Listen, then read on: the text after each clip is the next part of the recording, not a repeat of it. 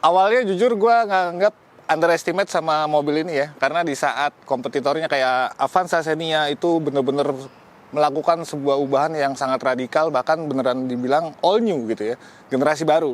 Sementara Mitsubishi kok cuma facelift doang nih di Xpander ini, walaupun memang ada nama new, tapi tetap aja menurut gue ini sebuah facelift. Tapi ketika udah dicoba, baru kita bakal ngerasain kalau memang Mitsubishi itu punya racikan yang tepat banget untuk Xpander facelift ini atau new Xpander. Nah, gimana impresinya ketika gue pakai? Ayo tonton terus video ini, jangan lupa like dan subscribe. Oke.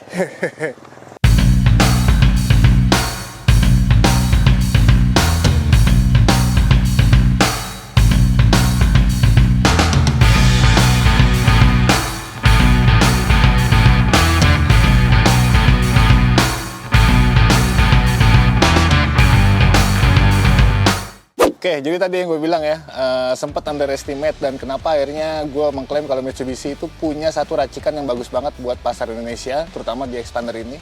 Karena di versi yang sekarang itu setidaknya ada 3 ya, dari yang udah gue rasain, gue udah jalan kemana, jalan tol, jalan perkotaan, macet segala macem.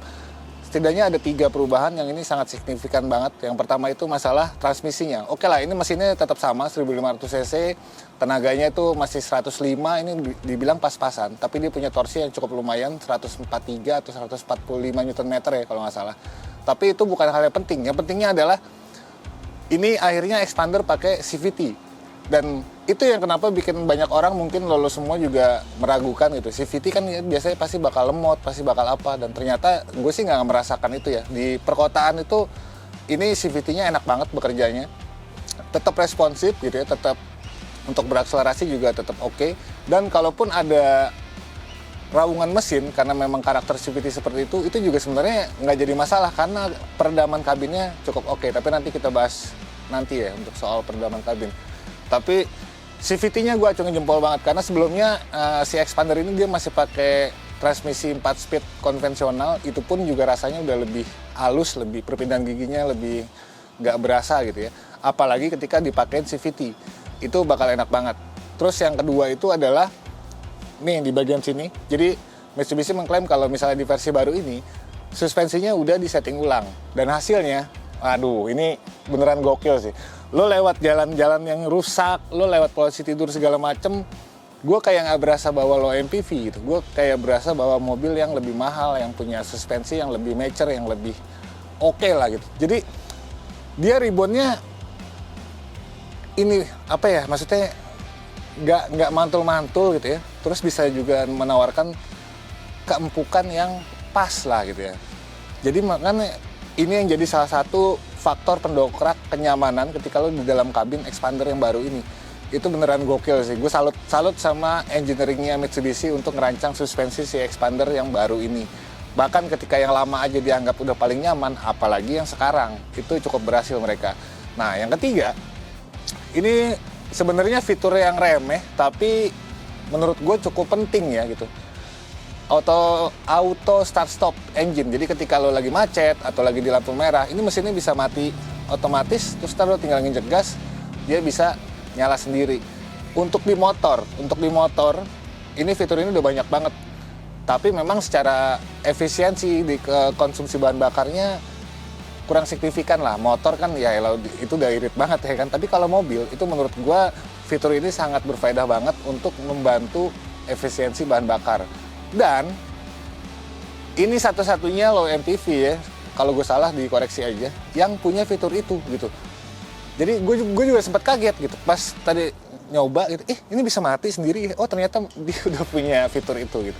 Nah ini salah satu yang jadi value for money banget buat Xpander yang baru. Gue juga nggak mau niat untuk muji-muji, tapi memang beneran berasa banget. Dan nanti bakal gue tunjukin di perkotaan ya, dalam kondisi macet segala macam, itu konsumsi bahan bakarnya bisa tembus 14,9 km per liter.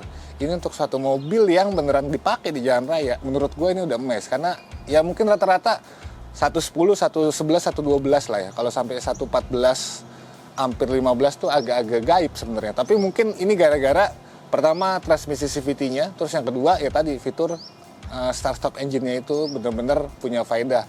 yang mungkin lo nggak bisa ngelihat, lo nggak bisa ini, tapi bisa dirasakan di dompet lo gitu ya. Jadi bensin memang jadi lebih irit gitu. Ini salut banget, 3 hal ini aja sebenarnya menurut gue udah jadi satu value tersendiri buat Xpander. Dan nggak perlu kita membanding-bandingkan atau ngerasa iri sama kompetitornya. Kayak misalnya Avanza atau Xenia yang mereka udah punya fitur safety yang advance banget ya, TSS gitu ya, Safety Sense, yang lo bisa ngerem sendiri atau bisa apa, tapi ketika lo dipakai di harian itu kurang berguna sih menurut gue ya. Memang secara gimmick itu keren banget, tapi kurang berguna ketimbang fitur start stop engine, terus lo nyeting suspensinya kayak gitu.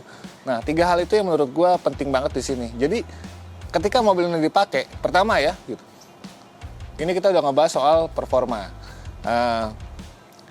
Dibilang lemot, menurut gue nggak pas ya. Terlalu agresif juga nggak gitu ya, tapi lemot juga nggak. Ini pas banget. Dan gue suka sama karakter akselerasinya ketika udah dipakein transmisi CVT ini. Terus untuk urusan handlingnya juga mungkin, karena memang Mitsubishi ngerasa advance sama urusan handling ya.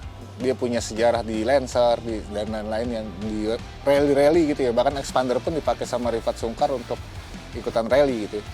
Nah, itu memang terbukti ketika di produksi massal seperti ini. Handlingnya enak banget untuk sebuah low MPV ya, kita ngebayangin ya. Ini paling enak, udah gitu juga karena suspensi settingannya baru yang di belakang, ini jadi lebih nyaman.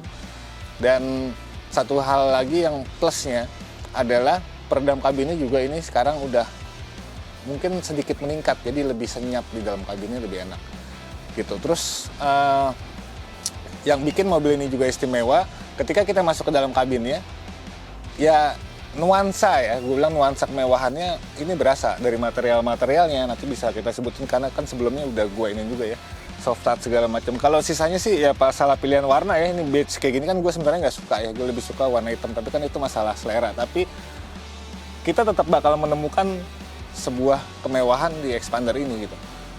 Jadi kalau lo bawa keluarga atau lo nyetir sendiri pun itu juga tetap enak. Apalagi tadi kepraktisan Xpander yang baru ini belum berhenti. Karena apa? Pertama, rem tangan nih yang tadinya begini-begini ya kan, sekarang udah tinggal dicolek doang. Itu udah ya fitur-fitur kecil, fitur-fitur yang mungkin selama ini kita anggap gak penting, tapi ternyata sangat berfaedah ketika mobil ini dipakai untuk harian. Itu kenapa gue sebenarnya berani mengklaim aja ya, kalau di kelas low MPV ya Xpander masih jauh lebih baik, terutama dalam hal kenyamanan dan juga kepraktisan. Kalau urusan tampilan segala macam ya silakan lah, itu masalah selera ya, lo bisa nggak suka pun gitu ya, maksud gue bisa lo modif sendiri, kira-kira kayak gitulah. Nah, kesimpulan ya, walaupun mobil ini tetap punya harga yang paling mahal dibandingin low MPV lain, tapi menurut gue dengan semua ubahan dan racikan terbaru dari Mitsubishi ini jadi sesuatu yang punya value for money. Kalau memang lo pengen bener-bener punya sebuah mobil keluarga yang sebenarnya nggak harus mewah banget gitu ya, nggak harus murah banget, pas, nyaman, konsumsi bahan bakar mungkin sekarang jadi lebih irit gitu ya, dan urusan performa juga mungkin nggak ketinggalan banget, kira-kira kayak gitulah. Tapi kalau misalnya kalian punya opini-opini sendiri, ya udah sampein aja di kolom komentar kayak gimana. Bener nggak sih semua klaim gue, atau lo udah nyoba segala macam, silakan disampaikan aja. Dan sampai jumpa di video-video gue selanjutnya. Gue pamit, peace.